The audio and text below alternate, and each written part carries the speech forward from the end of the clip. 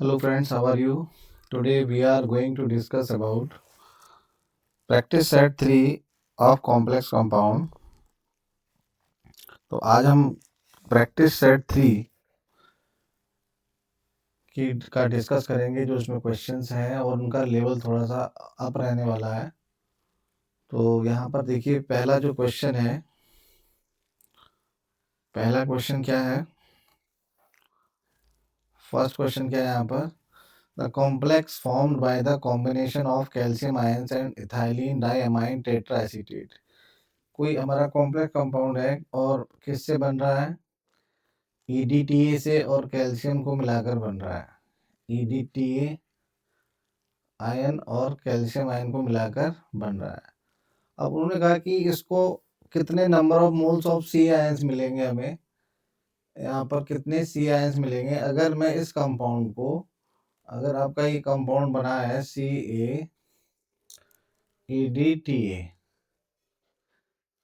ठीक है, तो ये कंपाउंड डिसॉल्व करने पर, वाटर में डिसॉल्व करने पर हमें यहाँ पर नंबर ऑफ आयंस बताने हैं। क्या बताना है? नंबर ऑफ आयंस, ठीक है। तो कैल्शियम नंबर ऑफ आयंस हमें बताना है, ठीक है। तो इसमें ये जब आप इसे डिसॉल्व करेंगे वाटर में तो यहाँ पर हमें मिलेंगे Ca2 प्लस आयंस, ठीक है। तो यहाँ पर हमें कितना मिला? 1 मोल आयन मिला। कितना मिला? 1 मोल आयन यहाँ पर हमें मिल रहा है। तो अब देख रहे हैं कि ये आपका ऑक्टाहेड्रल कंपाउंड है। कैसा कंपाउंड है? ऑक्टाहेड्रल। और इसकी जो यहाँ पर डेंसिटी है, इसका जो डेंसिटी है वो कितना है? इसका जो डेंसिटी है, डेंसिटी कितनी है यहाँ पर? 6 है। तो EDTA एक बार देख लीजिए इसका स्ट्रक्चर कैसा होगा। EDTA 4 माइनस,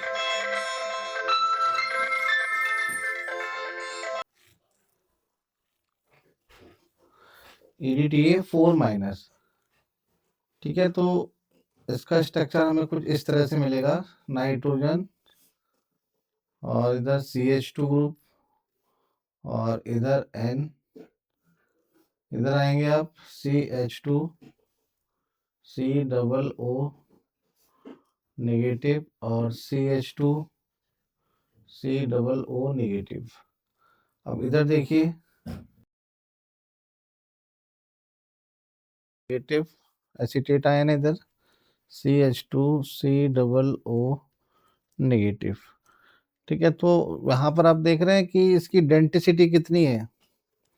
इसकी डेंसिटी हमें कितनी मिल रही? 1, यहाँ से कोऑर्डिनेट करेगा और यहाँ से कोऑर्डिनेट करेगा, यहाँ से कोऑर्डिनेट करेगा, इधर से कोऑर्डिनेट करेगा, इधर से कोऑर्डिनेट करेगा। तो टोटल इसकी जो डेंसिटी है, डेंसिटी कितनी है इसकी? 6 है, ठीक है।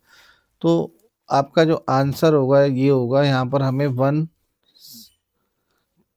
1 मोल कैल्शियम आयन हमें यहाँ पर मिलेगा, ठीक है।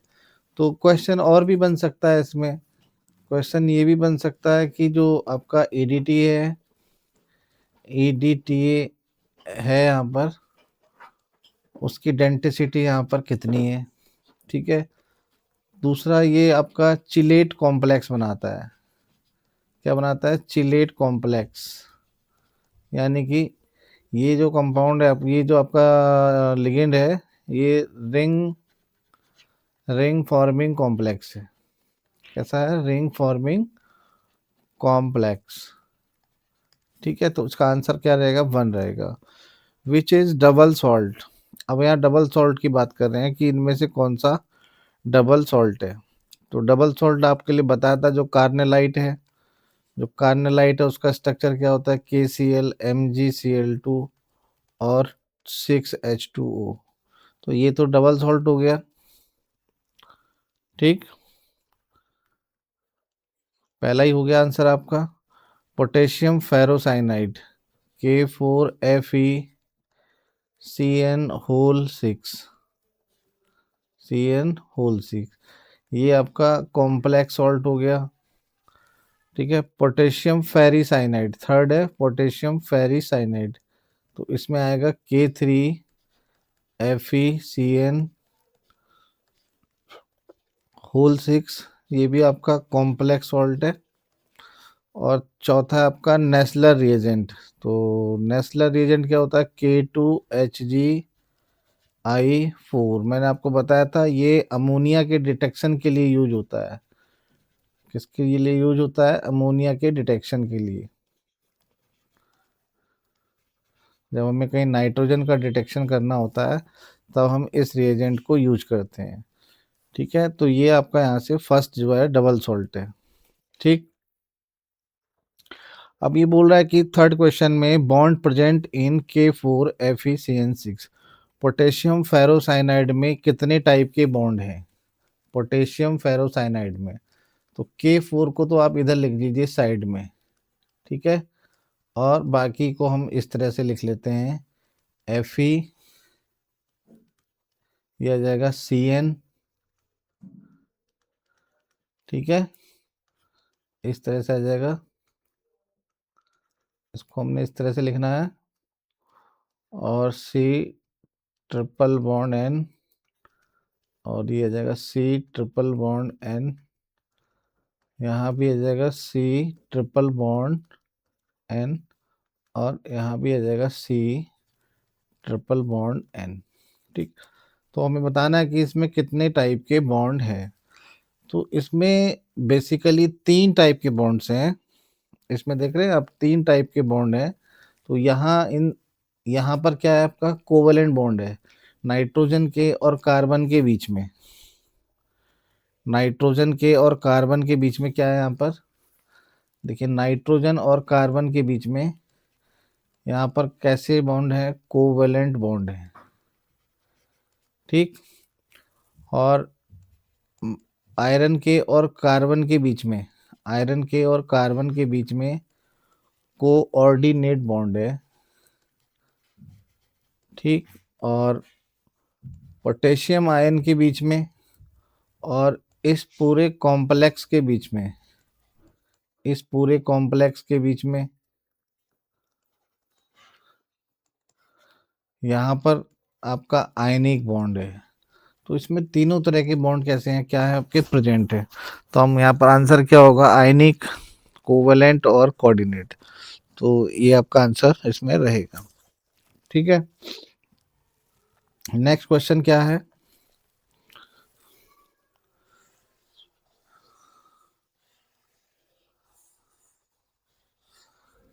नेक्स्ट क्वेश्चन क्या है? Copper sulphate solution form blue coloured complex. जो कॉपर सल्फेट का जो सॉल्यूशन है, जो कॉपर सल्फेट CuSO4, ये कॉम्प्लेक्स है आपका। कॉपर सल्फेट का एक सॉल्यूशन बनाया हमने, और इसका कलर कैसा है आपका? ब्लू है। ये कैसा है आपका? ब्लू कलर का है। ठीक। With excess ammonia, with excess ammonia. तो हम इसको अमोनिया के साथ क्या कराएंगे? रिएक्ट कराएंगे। तो अमोनिया के साथ रिएक्ट कराने पर ये हमारा यहाँ पर कॉपर CuNH3 होल 4, और ये इस तरह का कंपाउंड बन जाएगा। ठीक। तो ये कंपाउंड आपका BBT जो हमें बताती है वो क्या है? BBT, BBT जो आपका बैलेंस बॉन्ड थ्योरी है उसके अनुसार तो ये क्या है? टेट्राहेड्रल है। क्या है ये? टेट्राहेड्रल है। अगर हम इसका एक्सरे एविडेंस देखते हैं तो इसका जो रियल स्ट्रक्चर है, एक्चुअल स्ट्रक्चर है, वो क्या निकल के आता है आपका? Square planar, square planar. तो आपको ये बात भी ध्यान रखनी है कि इसका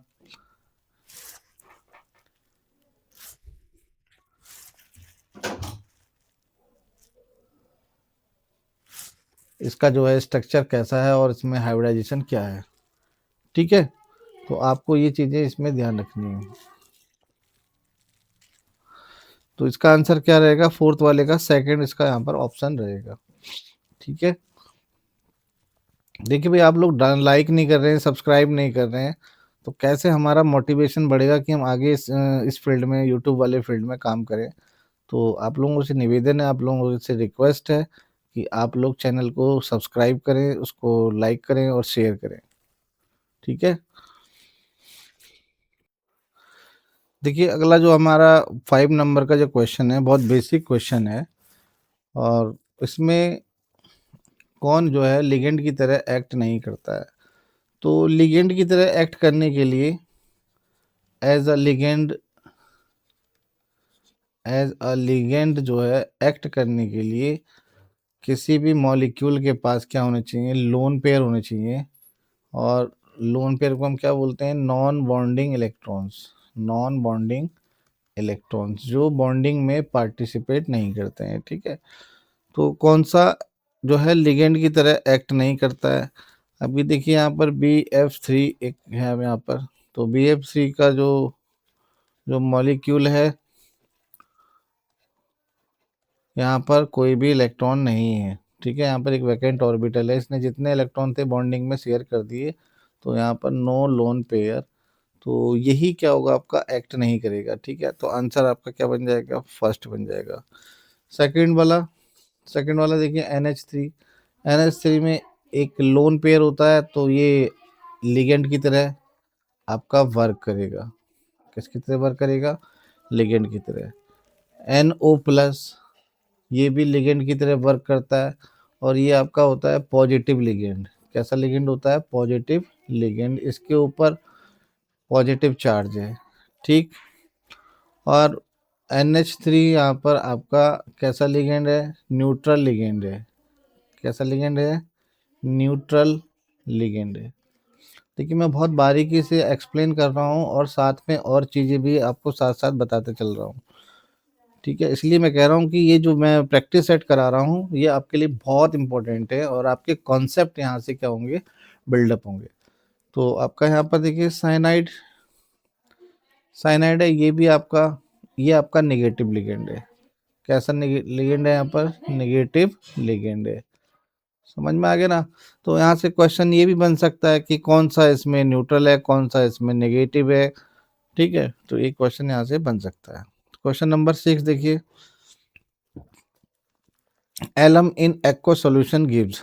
एलम, एलम का नाम तो सुना होगा, K2SO4, Al2SO4 होल थ्राइस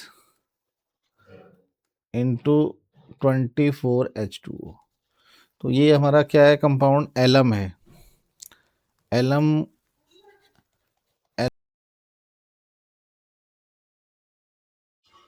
क्या बोलते हैं इसको हम, फिटकरी कहते हैं।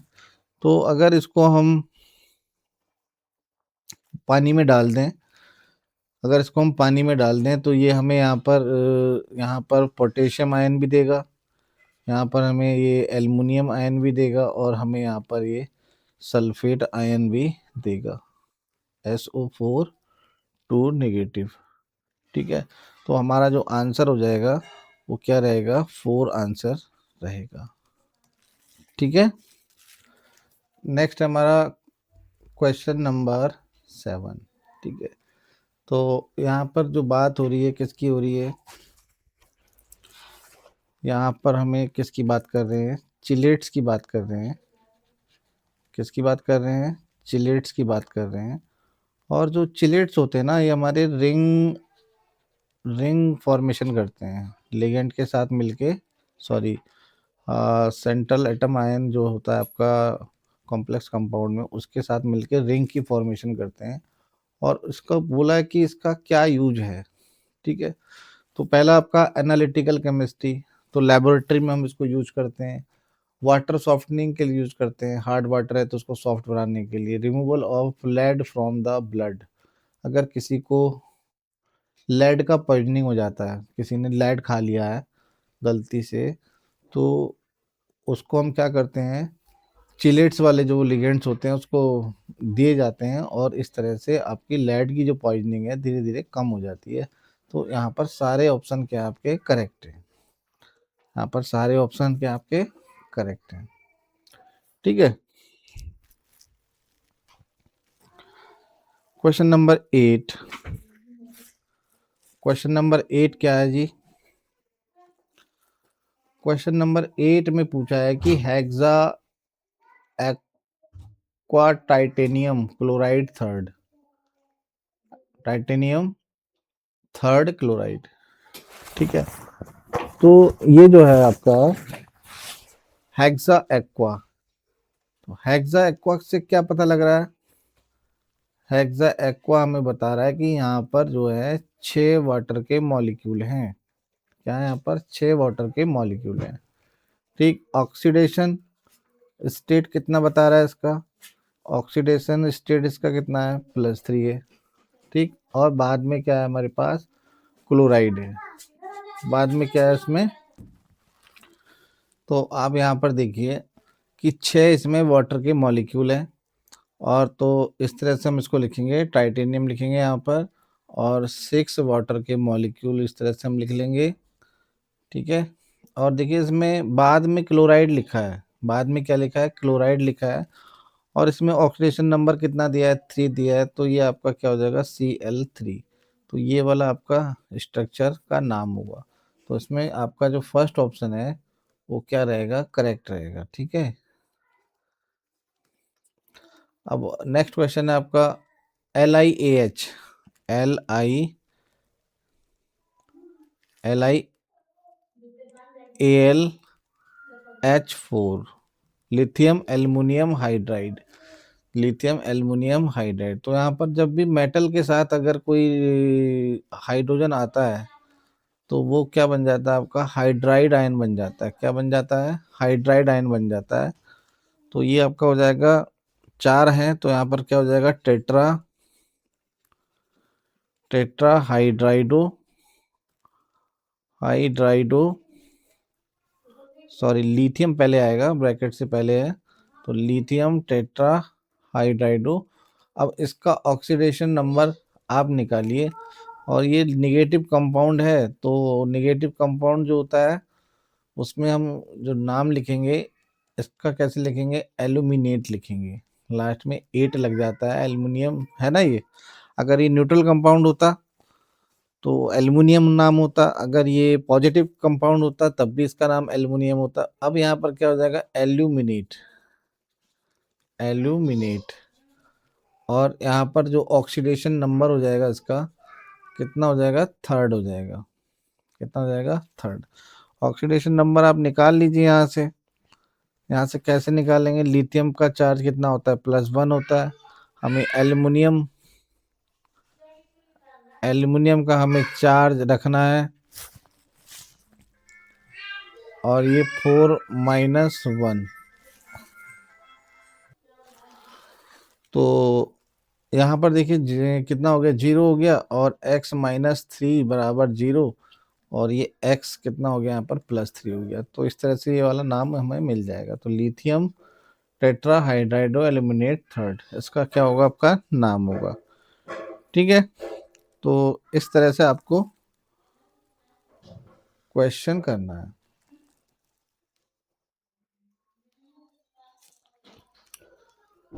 ठीक है, अब देखिए क्वेश्चन नंबर 10। क्वेश्चन नंबर 10 से हमें क्या पता लग रहा है? हमें क्या बताना है इसमें? क्वेश्चन नंबर 10 में किसका डायपोल मोमेंट क्या होना चाहिए? 0 होना चाहिए। किसका डायपोल मोमेंट होना चाहिए? 0 होना चाहिए। तो पहला कंपाउंड हमारा ये है NiCN, ये आ जाएगा होल 4, और ये 2-। तो इसका आप स्ट्रक्चर बना लीजिए। मैंने डायपोल मोमेंट वाला एक वीडियो बनाया था, तो उसमें मैंने आपको दिखाया था कि डायपोल मोमेंट हम लोग कैसे निकालते हैं। देखिए इस तरह से है ना, ये इस तरह से हमें बॉन्ड बने हैं, इसमें कोऑर्डिनेट किया है कार्बन ने निकेल को, और इधर देखिए कार्बन और ये नाइट्रोजन। अब देखिए इसके मूवमेंट देखते हैं हम। तो इसका जो मूवमेंट होगा कार्बन की तरफ होगा हेडेड पार्ट, इधर देखिए कार्बन की तरफ होगा ये हेडेड पार्ट, इधर देखिए कार्बन की तरफ होगा हेडेड पार्ट, और ये भी हेडेड पार्ट किस तरह हुआ, कार्बन की। तो यहाँ से हमें जो नेट मूवमेंट मिल रहा है वो इस तरह से मिलेगा, और यहाँ से भी हमें नेट मूवमेंट मिलेगा, इस तरह से मिलेगा। तो ये अपोजिट डायरेक्शन में है। आप देख रहे हैं इनके जो डायरेक्शन क्या है, वेक्टर की डायरेक्शन क्या है, अपोजिट डायरेक्शन है। कैसी डायरेक्शन है, तो जो अपोजिट डायरेक्शन है तो ये क्या हो जाएंगे, कैंसिल हो जाएंगे, तो डाइपोल मोमेंट क्या हो जाएगा, इसका जीरो हो जाएगा। ठीक, तो इसका डाइपोल मोमेंट क्या हो गया, आपका जीरो हो गया। अब दूसरा देखिए, एक हमारा सिस कंपाउंड है यहाँ पर, नंबर 2। कैसा कंपाउंड है, सिस कंपाउंड है, cis P platinum NH3 whole twice, और ये आ गया Cl2। तो इसका जो मैं नाम बता देता हूँ आपको, ये हमारा कंपाउंड क्या है, सिस प्लेटिन है। क्या है ये, सिस प्लेटिन है, और ये एंटी कैंसर एजेंट है। एंटी कैंसर एजेंट, कोई केमिकल है एंटी कैंसर, जो कीमो लगती है कैंसर में, क्या होती है, कीमो होती है ना, तो उसी में इसको दिया जाता है। और इसका जो स्ट्रक्चर होता है, क्या होता है, स्क्वायर प्लेनर होता है। क्या होता है, स्क्वायर प्लेनर। तो इसका जो स्ट्रक्चर है कुछ इस तरीके से बनेगा, NH3, और ये आ गया इधर NH3, और ये देखिए इधर आ गया Cl, और इधर आ गया Cl। तो ये दोनों सिस पोजीशन पे हैं। तो इसका हमें जो मोमेंट मिलेगा इस तरह से मिलेगा। तो ये इधर आ जाएगा हेडेड पार्ट, ये ज़्यादा इलेक्ट्रोनेगेटिव है, ये देखिए।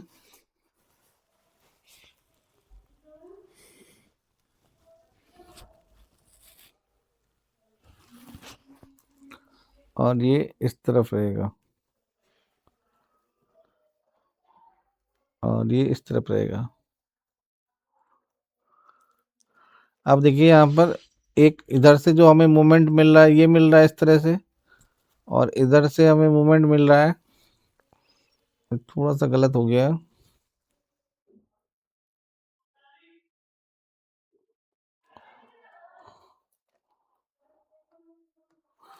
ये देखिए इधर मिलेगा,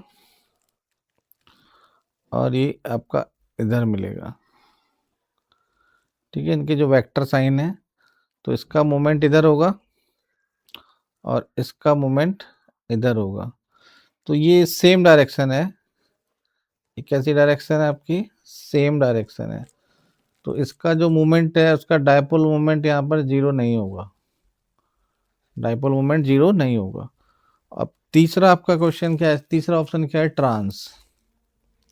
क्या है ये, ट्रांस। ट्रांस में हमने क्या किया है, देखिए प्लेटिनम है ये, और ये NH3, और ये आ गया आपका Cl, ये NH3, ये Cl, और ये आपका आ गया NH3। देखिए जो Cl है, जो Cl के जो वेक्टर मोमेंट है अपोजिट है, और यहाँ पर जो NH3 है, इनके वेक्टर मोमेंट भी क्या है, अपोजिट है। तो इसका डायपोल मोमेंट क्या हो जाएगा, जीरो हो जाएगा। तो आपका जो ऑप्शन है वो क्या रहेगा, 1 और 3, ये भी और ये भी, इन दोनों के डायपोल मोमेंट जीरो हो गए। डायपोल मोमेंट क्या हो गया, जीरो। ठीक है, आगे पूछा है 11 नंबर क्वेश्चन में, ज्योमेट्रिकल आइसोमर्स ऑफ। तो इसके हमें ज्योमेट्रिकल आइसोमर्स बताने हैं। तो ये कुछ इस तरीके का कंपाउंड लग रहा है, Ma, 3 लिगेंड सेम टाइप के हैं, और 3 लिगेंड अलग टाइप के हैं। देखिए Ma3 और B3, Ma3 और B3। और इस तरह के क्वेश्चन एग्जाम में पूछे जाते हैं। आइसोमर वाला क्वेश्चन तो 100% आता है, चाहे वो आपका नीट हो, जेई हो, और टीजीटी पीजीटी में भी पूछा जाता है। तो इसके दो आइसोमर मिलते हैं आपको, एक तो मिलता है फेसियल, और दूसरा मिलता है आपका मैरीडोनियल। मैरीडोनियल। ठीक है, तो कुछ इस तरह से मिलेंगे इसका आइसोमर।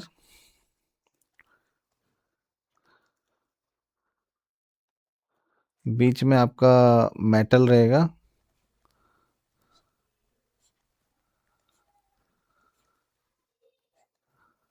है ना। देखिए ए और ए, बी बी और बी, यानी कि 3 लिगेंड आपके एक ही प्लेस में रहेंगे और 3 लिगेंड एक, तो ये आपका आ जाएगा फेसियल, एक फेस पर 3 सेम। ठीक है, इसमें से या तो इधर एक्सचेंज कर दीजिए या इधर एक्सचेंज कर दीजिए, तो हमें यहाँ पर दूसरा जो मैरीडोनियल है वो इस तरह से हमें देखने के लिए मिलेगा इसमें।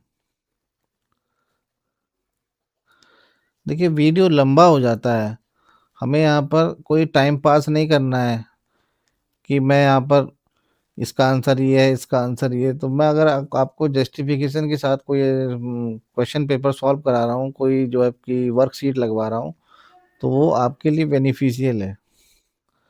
तो यहाँ देखिए ए,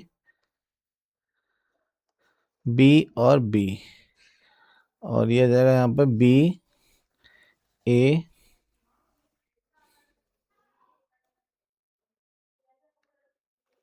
यहाँ नहीं होगा, भी गलत हो गया ये।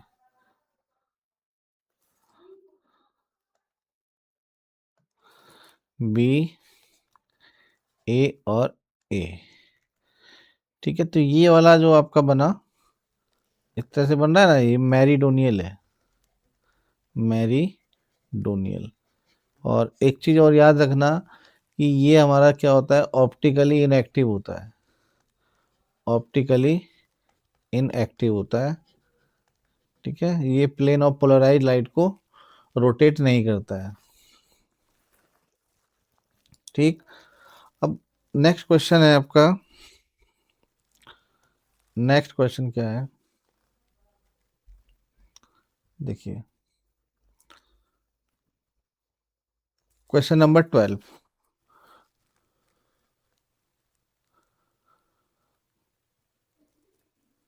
क्वेश्चन नंबर 12 क्या है,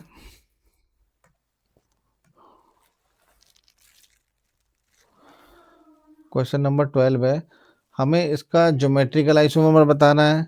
एक कंपाउंड दिया आपको, कोबाल्ट Cl2 और इन और NH3 होल ट्वाइस। ठीक है, तो ये कंपाउंड है आपका, इसमें जो इन है वो बाइडेंटेड लिगेंड है, तो मैं इसको लिख सकता हूँ इस तरह से, MAA बाइडेंटेड लिगेंड है, और ये B2 और C2 टाइप में है, B2 और C2 टाइप में दिया हुआ है।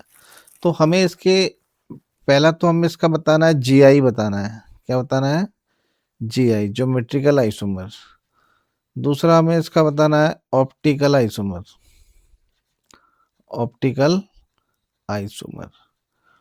फिर हमें बताना है इसके टोटल आइसोमर कितने हैं, टोटल आइसोमर कितने। तो पहले हम लोग जीआई देख लेते हैं, पहले हम लोग क्या देख लेते हैं, जीआई देख लेते हैं, ज्योमेट्रिकल आइसोमर देख लेते हैं इसके। तो ज्योमेट्रिकल आइसोमर इसके हमें कितने मिलेंगे, बताइए जरा। तो ज्योमेट्रिकल आइसोमर बना रहे हैं हम लोग यहाँ पर,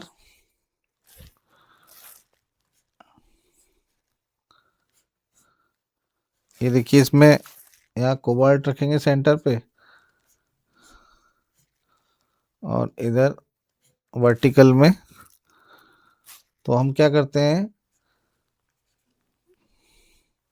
इसमें Cl को और NH3, Cl को और Cl को सिस रख लेते हैं, Cl और Cl को हम यहाँ पर, सॉरी NH3 और NH3 को यहाँ सिस रखेंगे, क्या रखेंगे, सिस पोजीशन पर रखेंगे, और ये आपका यहाँ पर आ जाएगा इन हो जाएगा,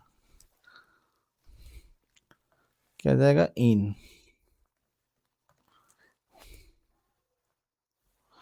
यहाँ हमने इसको NH3 और यहाँ हमने इसको NH3 रख दिया। ठीक, तो ये दोनों सिस हैं और ये दोनों भी सिस है। ठीक। अब हम क्या कर रहे हैं, सीएल के रेस्पेक्ट में देख रहे हैं इसको, हम क्या क्या किसके रेस्पेक्ट में देख रहे हैं, सीएल के रेस्पेक्ट में देख रहे हैं। तो अब दूसरी बार हम क्या कर देंगे, दूसरी बार हम लोग सीएल को ट्रांस कर देते हैं, सीएल को क्या कर देते हैं, ट्रांस। तो ये सीएल और सीएल, यहाँ आ जाएगा आपका बी आर, यहाँ भी बी आर, और यहाँ आपका आ जाएगा इन। ठीक है। तो एक आइसोमर ये हो गया, एक आइसोमर ये हो गया। तो कितना आइसोमर हो गया यहाँ पर, दो आइसोमर हो गए ना।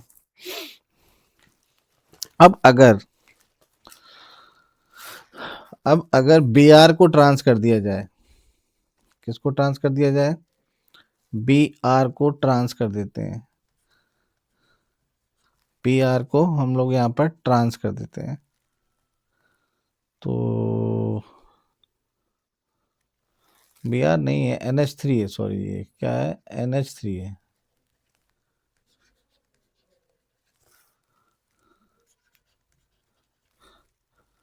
यहाँ पर ये एन एच थ्री है।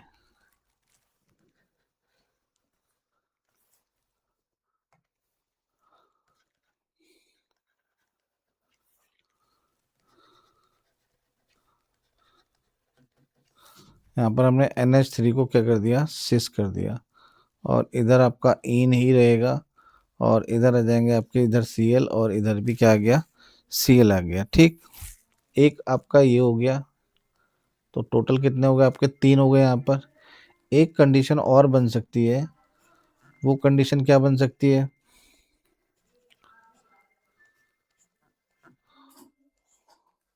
वो कंडीशन आपकी बन सकती है कि बी आर और सी एल को, बी आर सी एल के रेस्पेक्ट में, सॉरी एन एच थ्री और सी एल को अगर हम क्या कर दें, सिस कर दें, क्या कर दें, इसको सिस कर दें, तो टोटल हमारे कितने मिल गए, चार हो गए यहाँ पर। जी आई कितने हो गए हमारे, चार जी आई हो गए। ठीक है। अब हमें देखना है ऑप्टिकल आइसोमर, क्या देखना है हमें, ऑप्टिकल आइसोमर। तो ऑप्टिकल आइसोमर में दो तरह के आइसोमर बनाइए आप, एक सिस बनाइए और एक ट्रांस बनाइए, एक सिस बनाइए और एक ट्रांस बनाइए। ठीक है। तो ज्योमेट्रिकल आइसोमर कितने हो गए यहाँ पर हमारे, चार हो गए। और अब देखिए ऑप्टिकल आइसोमर, तो ऑप्टिकल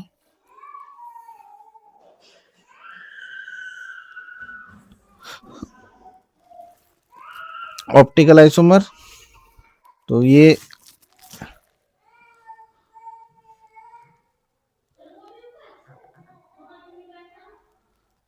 देखिए, ये देखिए यहाँ पर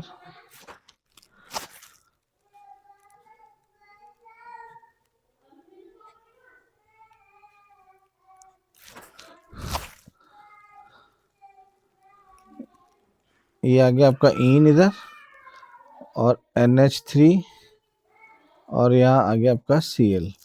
ठीक है, इसी टाइप का बनाया देखिए हमने, ये है ना। तो ये यही वाला स्ट्रक्चर है, तो ये आपका है सिस है। तो इसमें अगर मैं इसका अगर मैं मिरर इमेज देखता हूँ, क्या देखता हूँ, मिरर इमेज, तो मिरर इमेज मुझे मिल रहा है इसका, मुझे इसका मिरर इमेज मिल रहा है। और वो कैसा मिलेगा, देखिए इधर जाएंगे सी एल और एन एच थ्री, और ये आ जाएगा एन एच थ्री, और इधर आ जाएगा ये इन। तो अगर हम दोनों को कंपेयर करें, टू को और वन को, दोनों को कंपेयर करें, तो दोनों क्या है, ऑप्टिकल, दोनों एक दूसरे की क्या है, मिरर इमेज है। यहाँ पर मिरर इमेज दिख रहा है ना आपको, ये मिरर इमेज है। अब इसको उठाकर अगर मैं इसके ऊपर, पहले वाले के ऊपर अगर मैं मिलाऊंगा, तो ये सुपर इम्पोज नहीं हो रहा है, सुपर इम्पोज नहीं हो रहा है। तो क्या है दोनों, इसका मतलब ये दोनों क्या आपस में ऑप्टिकल आइसोमर है। क्या है ये, ऑप्टिकल आइसोमर। तो ऑप्टिकल आइसोमर कितने हो गए, दो हो गए। ऑप्टिकल आइसोमर कितने हो गए? 2 हो गए। अगर इसके ट्रांस की बात करें हम, किसकी बात करें? ट्रांस की ही बात करें तो ट्रांस क्या ऑप्टिकल आइसोमर देगा? तो ट्रांस देख लेते हैं हम लोग यहाँ पर। ट्रांस ट्रांस हम लोग यहाँ पर देख लेते हैं इसका ट्रांस। तो देखिए ट्रांस जब बनाएंगे, एक बार Cl, एक बार NH3 को, और NH3 को अपोजिट साइड कर देंगे, इधर आपका Cl आ जाएगा और इधर रहेगा आपका इन। ठीक। दूसरा ट्रांस बनाएंगे, दूसरी कंडीशन हमारे पास, दूसरी पॉसिबिलिटी है ये और ये इधर, ठीक है, और इधर आ गया Cl, इधर आ गया Cl, और इधर NH3 और इधर NH3। तो इसमें से आप देख रहे हैं कि इसमें से प्लेन ऑफ सिमेट्री पास हो रही है, प्लेन ऑफ सिमेट्री। तो जहां से भी प्लेन ऑफ सिमेट्री पास होती है, जहां से भी प्लेन ऑफ सिमेट्री पास होती है, वो ऑप्टिकल आइसोमर नहीं होते। तो यहाँ से एक प्लेन ऑफ सिमेट्री आपकी पास हो रही है, देखिए POS, इसमें भी प्लेन ऑफ सिमेट्री पास हो रही है, तो यहाँ भी POS है। तो ये ऑप्टिकल आइसोमर नहीं है। तो 2 ऑप्टिकल आइसोमर हो गए। अब टोटल कितने हो गए? टोटल हो गए 6। तो इसमें देखिए ऑप्शन है, तो 2 4, इसमें ऑप्शन मैच नहीं कर रहा है कोई भी। तो इसका जो सही आंसर होगा क्या होगा? 2 4 और 6, टोटल 6 हो गए। ठीक है। अब क्वेश्चन नंबर 13 आपका effective atomic number. Effective atomic number से मैंने आपको क्वेश्चन कराए थे, इफेक्टिव एटॉमिक नंबर। तो इफेक्टिव एटॉमिक नंबर किस लिए यूज करते हैं हम लोग?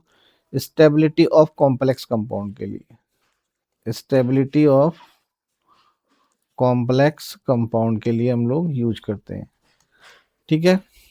अब देखिए इसमें देख लेते हैं हम लोग, चेक कर लेते हैं, यहाँ हम लोग चेक कर लेते हैं कि कौन सा EAN रूल को फॉलो कर रहा है, कौन EAN रूल को फॉलो नहीं कर रहा है। ठीक।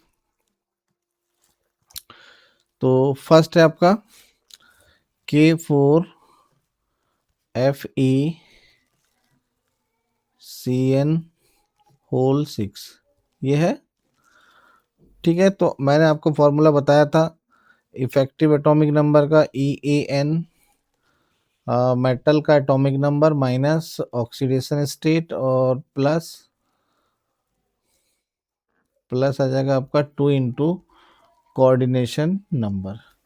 तो फर्स्ट वाले में देखिए यहाँ पर कितना, इसका एटॉमिक नंबर कितना होगा? 26, और इसका ऑक्सीडेशन स्टेट कितना आएगा? -2, और यहाँ पर आ जाएगा 2 इंटू 6, तो 24 और 12 कितने हो गए? 36।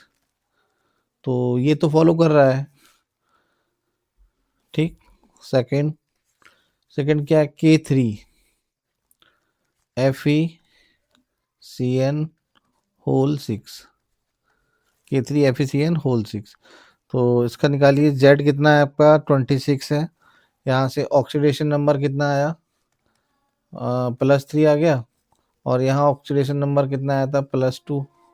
तो यहाँ रख देंगे फॉर्मूले में -3, 2 इंटू 6, अभी कितना हो गया? 23, और 6 दूनी 12, और ये आ जाएगा आपका 35। ठीक। एक और बचा है, अच्छा और है भी, तीसरा भी है। तो जो फॉलो नहीं कर रहा है, तो फॉलो तो यही नहीं कर रहा है, 35 वाला। यहाँ पे आपको आंसर मिल गया है, ये आपका 35। ठीक। चलो आगे भी चेक कर लेते हैं, आप लोगों का प्रैक्टिस हो जाएगा। कोबाल्ट NH3 होल 6, और ये आ गया बाहर Cl3। तो कोबाल्ट का कितना नंबर होता है? 27 होता है, और इसकी ऑक्सीडेशन स्टेट कितनी हो जाएगी? +3, और 2 × 6 12, 24 और 12, ये कितना हो जाएगा? 36। ठीक। फोर्थ वाले का देख लेते हैं, carbonyl tetra carbonyl, nickel tetra carbonyl, तो ये होता है बेटा 28 और 4 दूना 8, इसमें ऑक्सीडेशन नंबर 0 है, ये न्यूट्रल है, इसमें ऑक्सीडेशन नंबर 0 है और इसमें ऑक्सीडेशन नंबर कितना है, इसमें कितना है +3 है, तो 28 और 8, तो ये कितना हो गया 36, तो ये भी 36 है, ये भी 36 है और ये भी 36 है, तो आपका आंसर क्या रहेगा, ये रहेगा। ठीक है, तो इस तरह से आपको क्वेश्चंस को सॉल्व करना है। तो आपका 14 नंबर क्वेश्चन है यहाँ पर, the following solutions requires 3 moles of AgNO3 for the complete precipitation of all the chloride ion present in it. तो इसमें पूछ रहा है कि यहाँ पर हमें कितने मोल्स चाहिए AgNO3 को, 3 मोल्स Ag3 के लिए हमें यहाँ पर 3 मोल्स AgCl के लिए हमें 3 मोल्स क्या चाहिए, Cl आयन चाहिए, चाहिए ना। अब इसमें से कौन कौन इसमें से 3 Cl आयन, 3 मोल Cl आयन यहाँ पर देगा, तो ये आपके कितने मोल है, 3 मोल है, तो 3 मोल AgNO3 है, सॉरी ये AgNO3 है, क्या है AgNO3, तो 3 मोल AgNO3 से रिएक्ट कराने के लिए हमें 3 मोल Cl आयन चाहिए। अब इसमें से कौन आपको 3 मोल आयन देगा, तो पहला हमारा कितना है 1 मोल है, पहला हमारा कितना है 1 मोल है, देखिए 1 मोल है, 1 मोल इंटू कितने बाहर कितने Cl है, नंबर ऑफ Cl आयन 3, तो यहाँ पर कितना आ गया 3 मोल। ठीक है भाई, ये तो देगा 3 मोल Cl आयन। अब देखिए नेक्स्ट है आपका 3 लीटर, ये कितने लीटर है, 1 लीटर है, हाँ ये कितने लीटर है, 1 लीटर है। अब क्या बोल रहा है कि 3 लीटर, एक मिनट, हाँ अभी क्या 3 लीटर, अब 3 लीटर यहाँ पर देखिए 3 लीटर है, 3 लीटर है, बाहर कितने आयन है, 1 आयन है, तो यहाँ पर कितना हो जाएगा 3 मोल Cl आयन। अब ये है यहाँ पर आपका 1.5, 1 litre of 1.5, 1 litre of 1.5, 1.5 into 2 Cl ion है, तो यहाँ पर भी हमें कितना मिल जाएगा 3 मोल Cl आयन, तो यहाँ पर 1 लीटर है, 1 मोल है, 3 Cl आयन है, और यहाँ पर 3 लीटर है, 1 मोल है और 1 ही Cl आयन है, तो देखिए तीनों ही यहाँ पर आपको 3 मोल Cl आयन देंगे अगर तीनों से हम AgNO3 को रिएक्ट कराते हैं, तो आपका जो चौथा ऑप्शन है वो बिल्कुल करेक्ट है, all the above. Question number 15, AgCl dissolve in excess NH3 KCN, AgCl को हम डिजोल्व कर रहे हैं अलग अलग कंडीशन में, NH3 के साथ एक्सेस, KCN के साथ एक्सेस में, और Na2S2O3 के साथ एक्सेस ले रहे हैं, हम यहाँ पर क्या ले रहे हैं, तो यहाँ पर एक कॉम्प्लेक्स कंपाउंड बनाएगा, क्या बनाएगा, कॉम्प्लेक्स कंपाउंड बनाएगा, और वो किस तरह का बनाता है, लीनियर बनाता है, AgNH3 होल ट्वाइस, यहाँ पर आ गया प्लस चार्ज, और AgCN